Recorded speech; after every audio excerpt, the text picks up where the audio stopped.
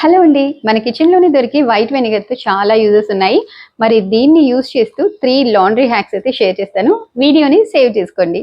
Hack number 1, బట్టలు washing మెషిన్‌లో wash చేస్తే ముడతలు పడుతూ ఉంటాయి కదా!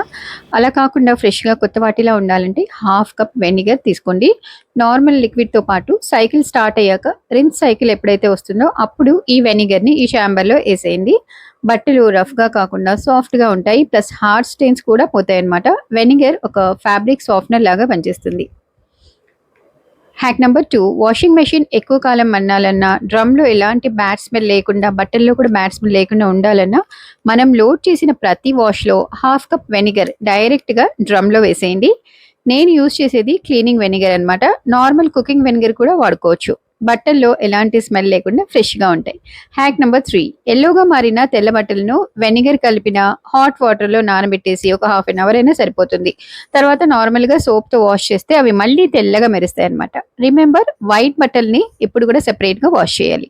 మూడింట్లో మీకే హ్యాక్ నచ్చిందో కామెంట్ చేయండి. ప్రోడక్ట్ లింక్స్ ఇక్కడ ట్యాగ్ చేస్తాను.